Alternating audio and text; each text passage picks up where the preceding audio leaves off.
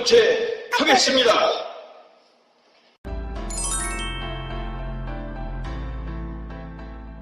저 안상수가 이번 대한민국 대통령 후보에 출마했습니다. 문재인 정권의 경제 실정으로 2030은 일자리를 잃고 천정부지 모르는 집값 때문에 서민들은 한숨 쉬고 있습니다. 저 안상수가 해결하겠습니다.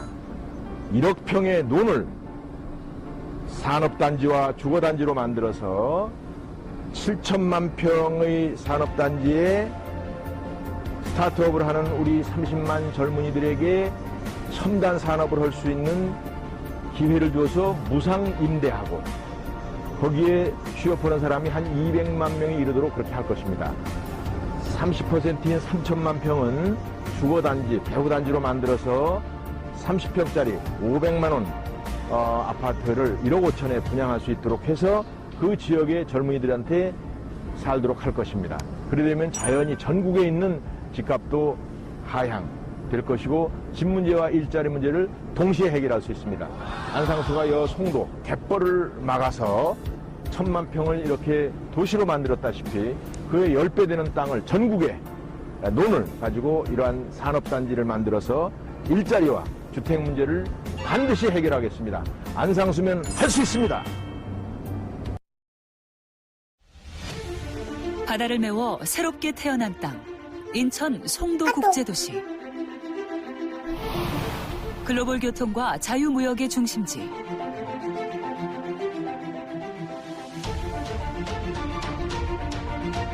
세계 7대 에어로트로폴리스.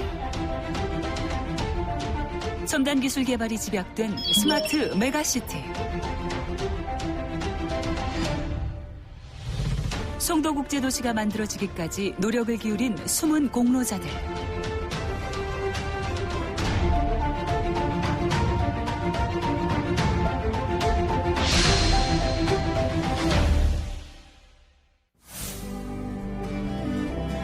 인천광역시 연수구 송도동. 동북아시아 국제 비즈니스 허브로 불리는 이곳은 자연 생태계를 고려한 미래형 도시로도 유명한데요.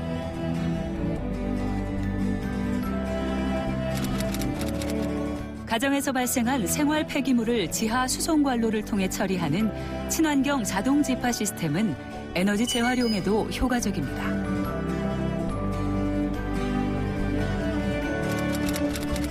여러 건물에서 나오는 오폐수도 정화하여 다양한 용수로 활용하고 전선지중화 사업을 통해 전봇대가 없는 도시이기도 하죠. 센트럴파크 지하에 마련된 3,000대 이상의 주차 공간까지 송도는 미래도시의 청사진을 그리고 있습니다.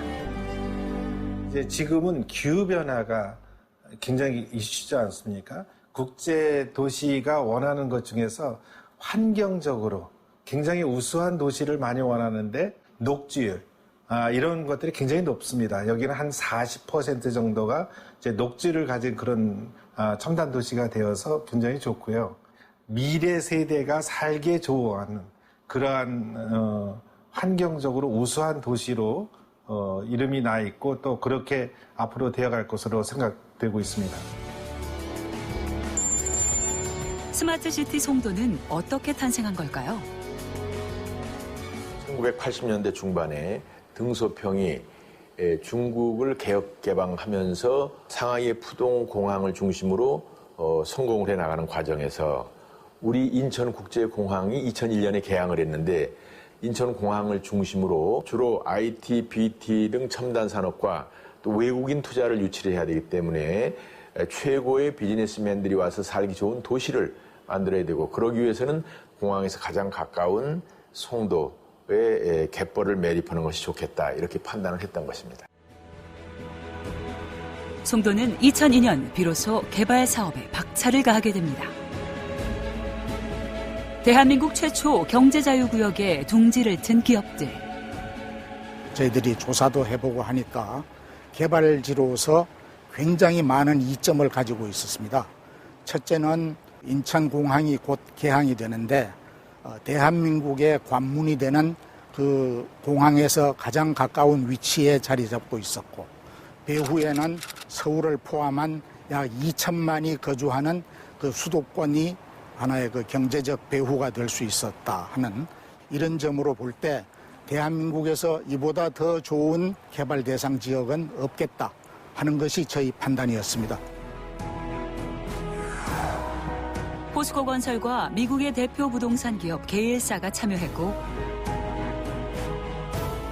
송도의 꿈은 조금씩 현실로 이루어지고 있었습니다. 하지만 모든 것이 순조롭지만은 않았는데요. 송도 국제도시가 이렇게 구상이 돼 있는데 그 나이키라는 미사일이 불발탄으로 터졌어요. 그게 연습장이거든요. 그래서 그것을 주민들이 반대하고 또 도시가 건설하는데 그런 위험이 있으면 안 되니까 이것을 이전하는 계획을 세우고 이전지를 정하는데 굉장한 어려움이 있었습니다. 1998년 12월 공군 방공포대에서 발사한 미사일이 지상 300m에서 폭발하는 사건이 발생했습니다.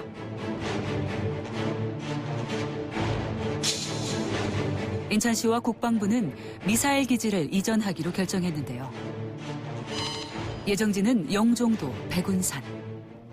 영종 주민들은 그 백운산이 영종의 그 명산이기 때문에 절대 안 된다 하는 그런 그 영종 주민들이 많았습니다. 이제 거기도 주민들이 반대하니까 이게 자꾸 차일피일 늦어지잖아요. 그러니까 국방부에서 굉장한 항의가 왔어요. 그래서 할 수 없이 우리 방포사령관을 만나서 제가 직접 그래가지고 대안을 찾은 것이 뭐 몇 달 동안 했는데 결국은 금산에다가 안테나를 놓고 수학부리에다가 발사대를 놔가지고 바다를 군사보호지역으로 허물어 해서 해결이 된 거죠. 그러나 군사시설에 대한 주민들의 불안감은 쉽게 가시질 않았습니다.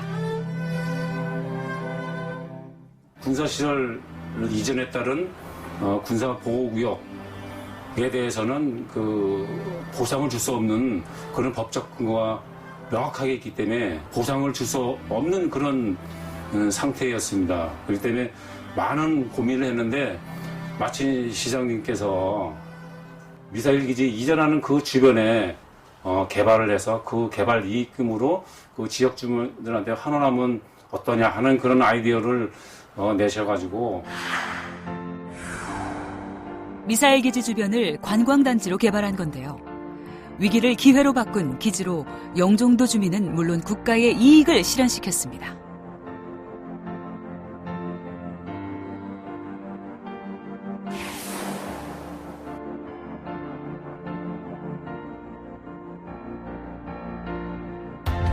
하지만 송도 개발을 위해 반드시 해결해야 할 중요한 과제가 남아 있었는데요. 제가 이제 2002년 7월 1일부로 시장이 돼서 김대중 정부하고 이 협상을 해가지고 경제 자유구역법으로 바꿔가지고 국회 11월 14일 날 통과가 됐는데 노무현 대통령은 그해 12월 19일 날 당선이 됐는데 굉장히 당황을 했죠.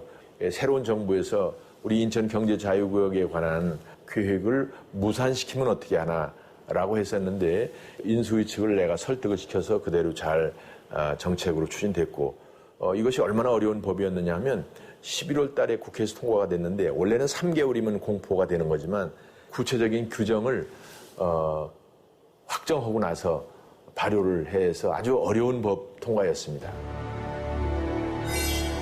마침 인수위가 발표한 10대 국정과제 중 동북아 중심 국가 설립이 포함되어 있었고 이를 바탕으로 설득한 결과 2003년 8월 11일부로 인천은 대한민국 최초 경제자유구역이 되었습니다. 그리고 인천이 선택한 핵심 사업은 글로벌 대학 캠퍼스의 성공적인 정착이었는데요. 이것이 세계적인 국제도시가 되려고 그러면 교육도 중요한데 외국 대학도 필요하지만 국내에서의 대학도 유치를 해야 되겠다 해서 연세대의 경우 국제화 프로그램하고 우리 인천시의 계획호가 맞아떨어졌어요. 입지가 대한민국에서 그렇게 좋은 데가 다른 데 없어요. 세계적으로 교육과 연구활동을 정말 탁월하게 하는 그런 대학이 나라 발전을 위해서 아주 핵심적이기 때문에 인천으로 진출하게 된 동기도 그게 대부분이에요. 2006년 1월 26일 인천시와 연세대는 송도국제화 복합단지 조성을 위한 MOU를 체결했고 그 결과 연세대 국제 캠퍼스와 한국 뉴욕 주립대를 비롯한 다양한 글로벌 캠퍼스가 들어섰습니다. 행정에서 제일 중요한 게 이렇게 주변 관계인들이 윈윈하는 그 프로그램을 만드는 리더십이 제일 중요합니다. 2009 인천 세계도시축전은 인천을 세계로 알리기 위한 등용문이었는데요. 인천이 이렇게 도시계획을 잘해서 미래에 어떤 산업이나 여건을 가진 도시가 될 것이라는 것을 국내외에 알리고자 하는 그런 일종의 페스티벌이죠. 근데 당시에 유엔 사무총장이었던 반기문 총장이 오셨어요. 말씀이 지구의 1%가 도시이고 인류의 한 50%가 살고 있는데 화석 연료를 7, 80%를 쓰고 있는 게 도시다 이거예요. 그래서 유엔에서 지금 GCF, 그린 클라이밋 펀드를 발주하려고 그러는데 그 도시를 인천 송도로 하도록 하자. 그래서 그러면 그때 이명박 대통령한테 그걸 건의하십시오. 방문 계획이 있다고 그래서 유엔 기구를 갖게 되는 아주 중요한 계기가 된 겁니다. GCF 등 15개의 국제기구 설립. 전 세계는 인천경제자유구역에 주목했고 그 위상을 떨쳤습니다.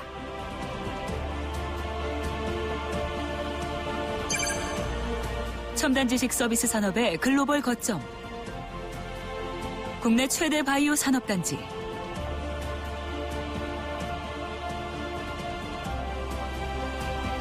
송도 국제도시는 대한민국의 새로운 주역입니다.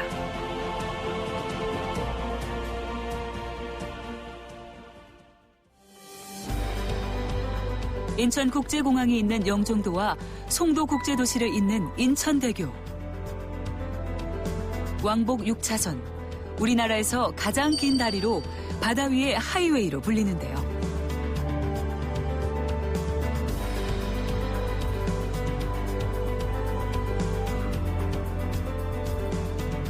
처음에 이제 인천공항에 가는 거는 영종대교밖에 없었습니다.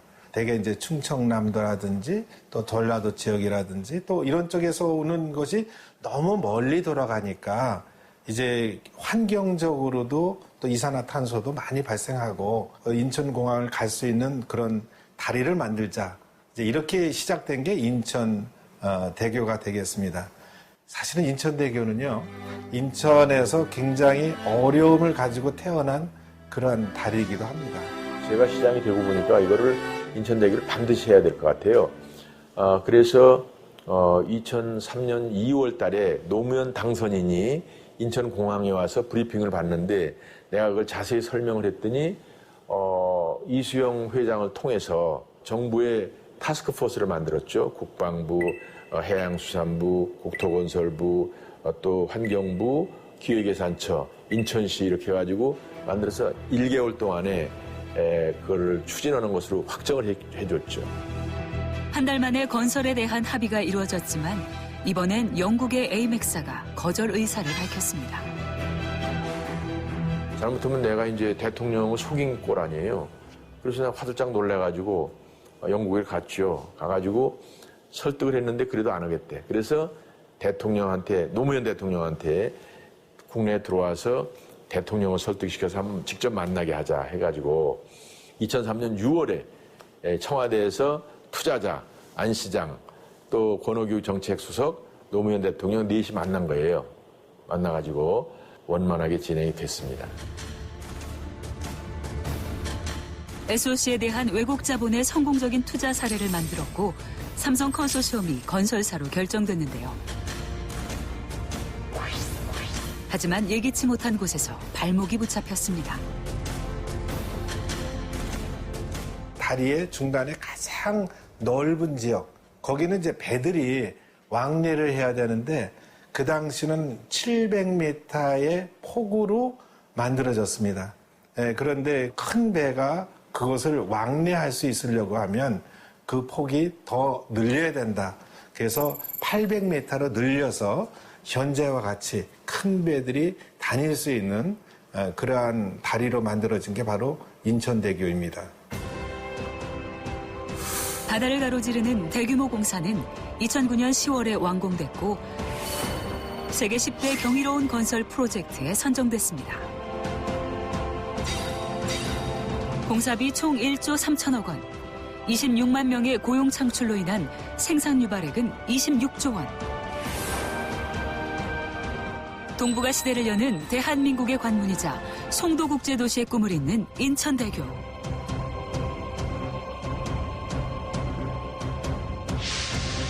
첨단 산업 클러스터이자 동북아시아 경제의 허브. 송도국제도시는 세계의 중심으로 우뚝 서고 있습니다. 지금도 열심히 하고 있지만 앞으로 더 내실을 기하고요. 특히 연세 사이언스 파크를 더 발전시켜가지고 정말 나라에도 도움되고. 아울러서 또 먹고 사는 것도 굉장히 중요하니까 우리나라의 첨단 산업 그러한 그 장소로 송도가 발전했으면 좋겠다는 국제 기업들이 많이 유치가 돼서 젊은이들에게 일자리를 제공하면 물론이고 우리나라를 경제적으로 성장시키는 동북아의 경제 중심 도시, 꿈의 도시가 되기를 그렇게 기원합니다.